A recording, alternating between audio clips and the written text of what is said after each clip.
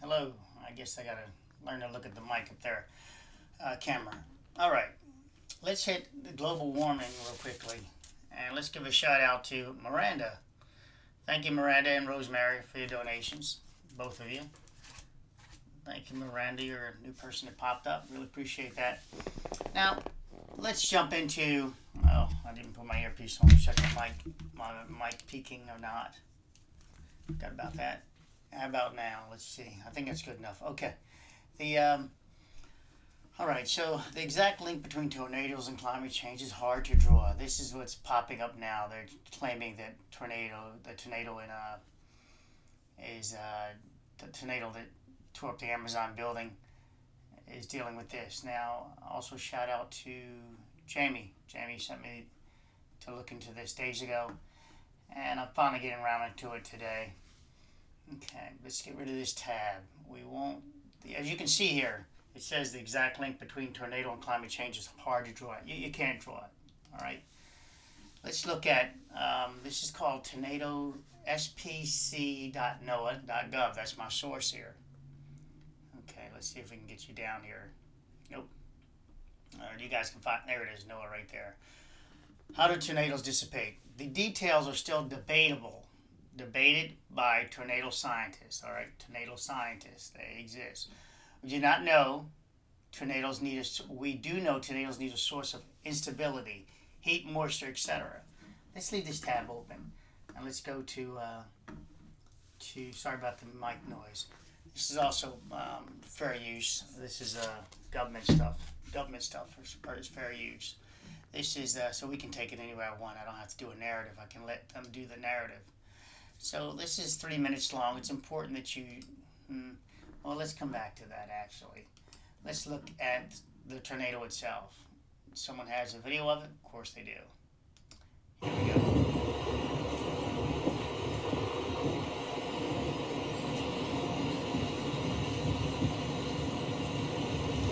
Now I think I should go, I'll stop there. I think I should come back here to get you your background so you'll know what we're talking about as we see it. So let's play. Weather phenomena. Tornadoes. Okay, we go. The swirling, funnel-shaped winds of a tornado are easily recognizable, and they can be very dangerous. But what causes these unique and violent weather phenomena?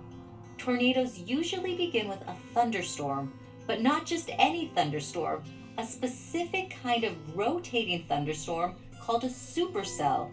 They can bring damaging hail, strong winds. So just so you know where she's going, this is going to be talking about two directional. You need to get rotation, right? The wind just can't go one direction, or you'll just get, wind in your face. Great for sailing. Two directions at the same level, and you just get rotation at that level, or swirling, as you see in your leaves on the ground. You see in your leaves swirl. One high and one low. Now you're getting that shear, that bypass. And now you can get your rotation going on. But let's go on. Let her explain it. And flash. I knew what I wanted, and I knew I could find it, and sure enough, I found it here in great detail. And then we'll talk about uplift, Supercells form when air becomes very unstable and wind speed and direction. So as you look here, this is indicating, I believe, a wind speed and direction. See the two directions at two different elevations. Not just separate, though. They're going to come into contact with each other. As we see, they bounce in and out.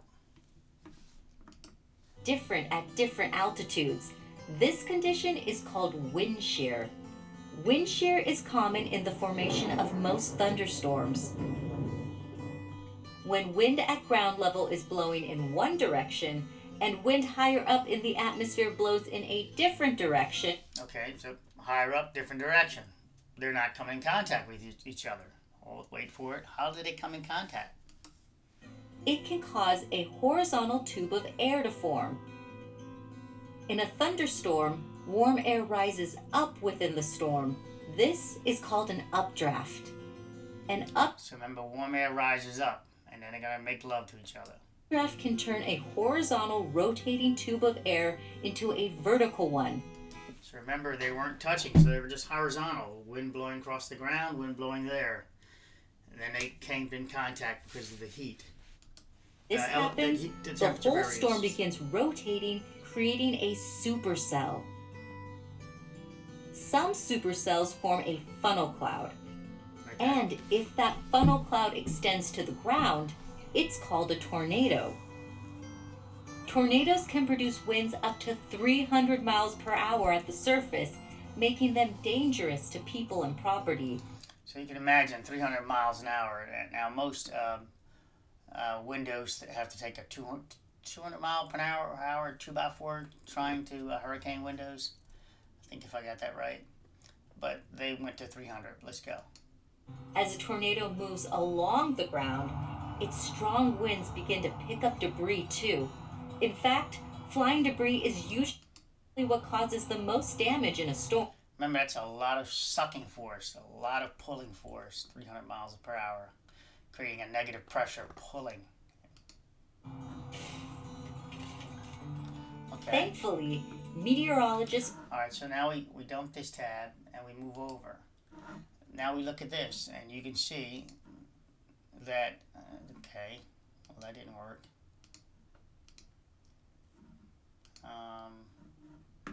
Refresh page.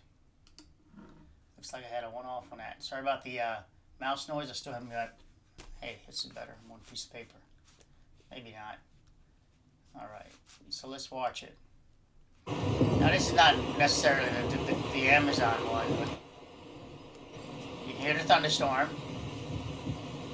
like thunderstorm, lightning, and you see it, the two winds, and you can see them traveling together,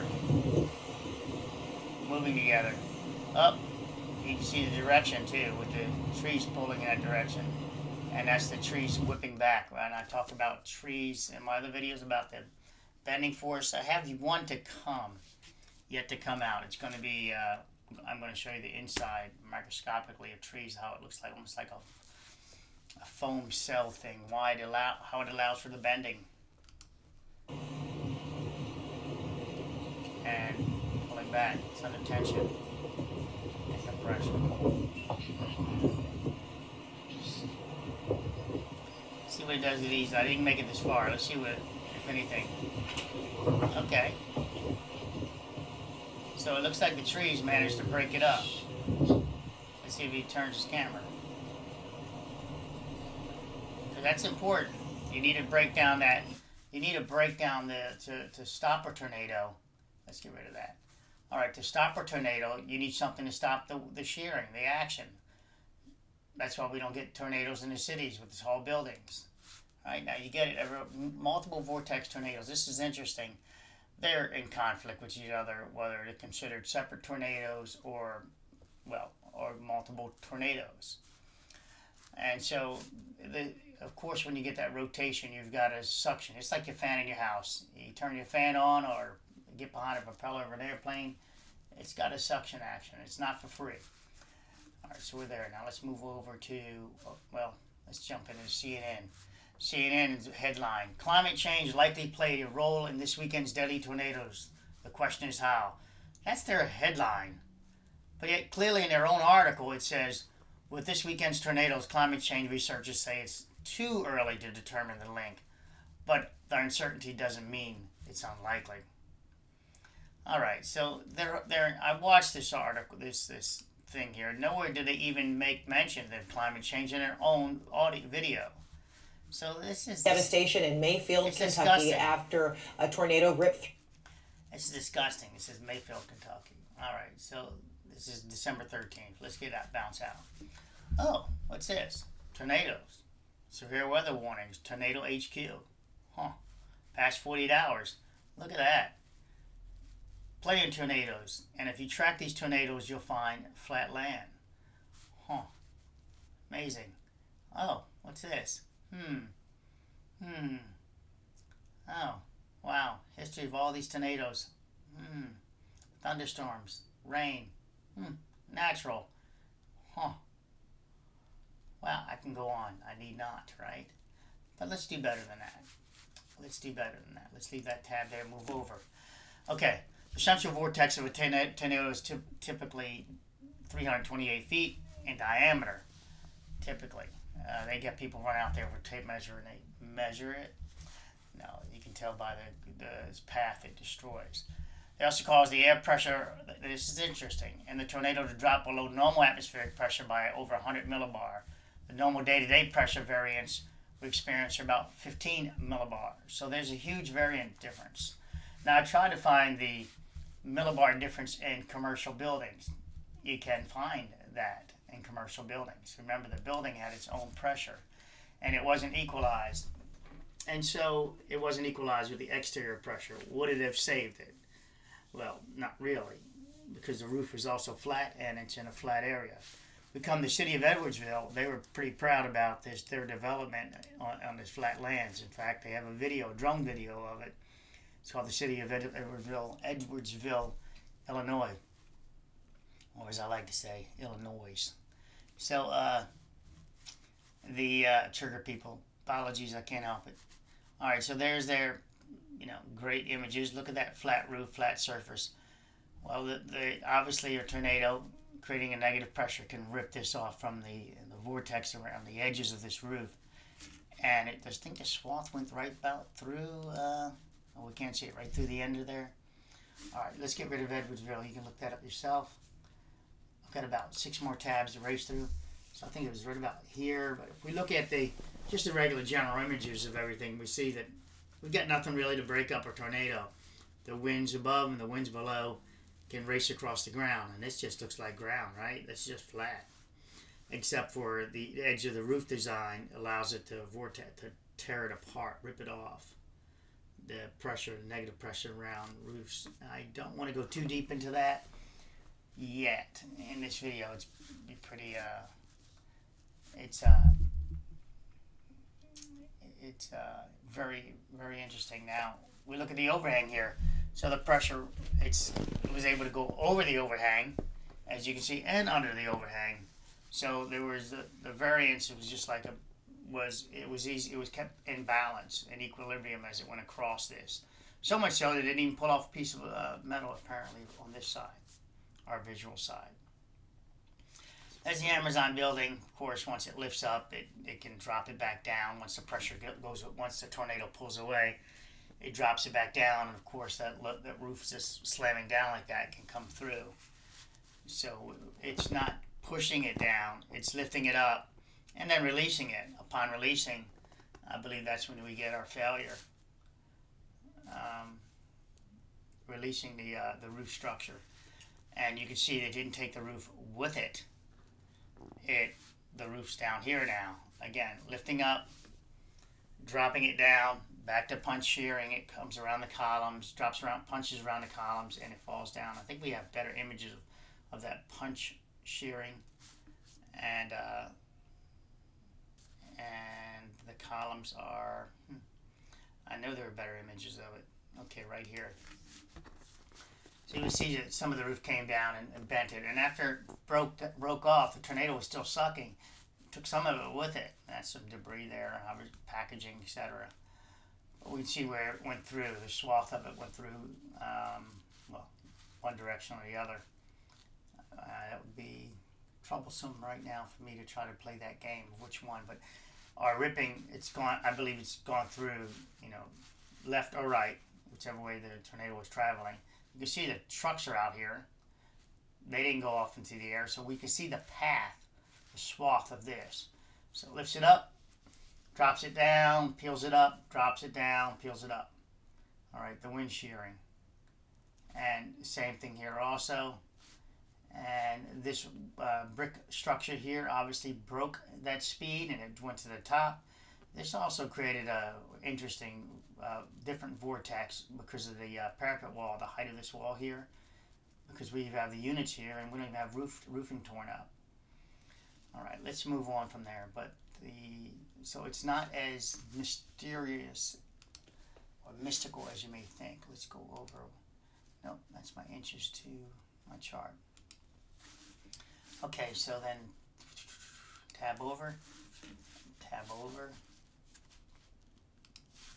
Okay, this is the history in Wisconsin, and you can see the 1974, the amount of tornadoes, really? So now we're going to claim it's global warming, 1974, Yeah, the population was a lot less in 1974. We were in the millions. We weren't really counting in billions. I think maybe China might have been counting a billion then, or not 800 million or something. We weren't even in there. But this location is open. If you find all these locations, you'll find that there's some open land here. You just don't find, you need some open land. You need that wind shearing going on. And so that's it. I mean, really, you need a storm. Okay. So you don't get too crazy about it. Oh, what's this? Edwardsville, Illinois. Huh. Natural disaster and weather extremes. Earthquakes. What? They had earthquakes there? Volcanoes. Okay. Tornado index number 32. Edwardsville, 306.75. Wow, they're actually in one of the highest locations, 306.75. Oh, well, who would have thought that? Wow, who'd ever thought that a tornado would land there then? I mean, it's history, just data, just clearly, it's bias. This is so unfair. They need to make this, what do they call it? Equitable. They need to divide these numbers up and just make them even across here. Haven't they heard about diversity? They must divide those numbers up. That's not very diverse. Edwardsville is being very unfair. They're hogging the tornadoes. And here are the lists. It goes on. There we go. And it goes back in time. And there's your locations. 3889. 39, 89. 3989. Huh. Isn't that something? So this was in 2006. This is 1967. About the same location. Wow. Isn't that amazing? So you can actually figure out what area is tornado prone. Ah, amazing. Wait a minute. Right below it. Wow. That was 311. That was 412. Wow. It's like it's landing. It's in the same location. What? Wait a minute. Same location. It's just amazing. It's amazing that, it's pretty big areas, guys, but it's amazing that the location is tornado prone. And they act like it's, now they want to call it global warming instead of doing some real science, real research and say, let's look at the history of the area. Let's look at the topography of the area. Let's understand how tornadoes are developed. And we know now where they're prone at. Okay. So here's wind load calculators. You guys can go to something called wind load calculator. Just look it up. You put in your wind speed, your building length, etc. And this will give you a nice little breakdown of your shear forces, the way your buildings possibly might behave based on wind speeds and etc. Wind load calculator. So if you guys knew the speed of this tornado and the location exactly, which we do know, the building's location, we do know that, and you knew the wind speed, which they should be able to figure out. You can then put and you knew how the building was built. You can put the load calculations in and figure out when it failed. At what wind speed did it start to fail? So when a tornado was approaching, you could say, well, the outer tornado had a wind speed of 110 miles an hour. This started to do the wind uplift at the edge, or vortexing at the edge, and then as you got closer, it just started ripping and peeling off the top of the edge.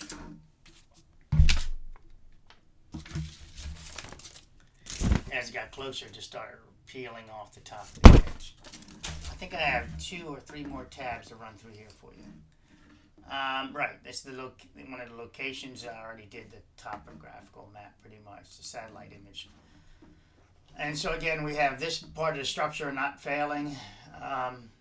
So this, after this failed, this was acting on its own. It couldn't get the ballooning effect. Ballooning effect is air blows into here like a balloon, and it blows out the top of the building there. Top of the building, back of the building, outside walls. If they had the doors open, for example, so can I enlarge that image? That would, 17 images. that would help in reducing the pressure and allow it to go over it like that roof we saw at the gas station. Oh, look at that. We have trees in place. So as a tornado went through here, it was equal around it. No harm, no foul. Oh, vehicles, another building, a flat parking lot. So it could maintain the wind shear speed across there.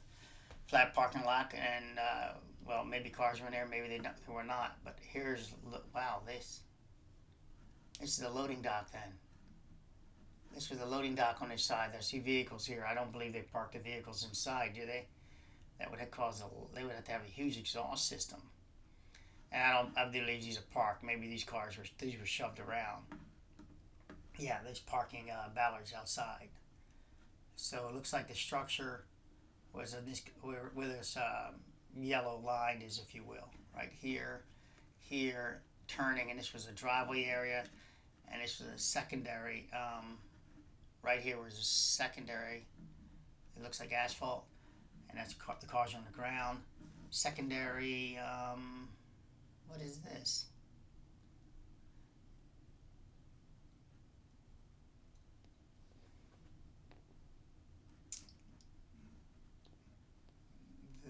Probably the roof truss. They're going to recycle.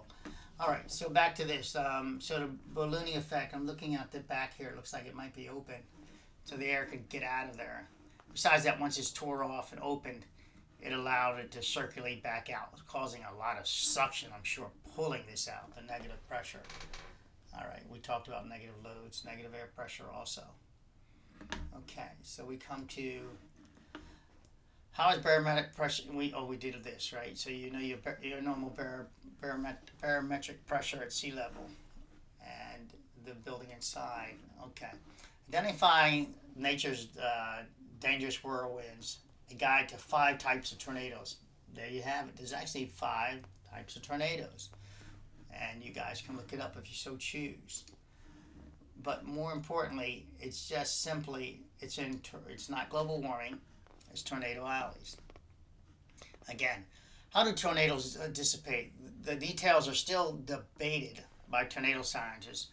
We do know tornadoes need a source of instability, heat, moisture, etc. Not etc. Wind speed, directions, and a large-scale property of rotation.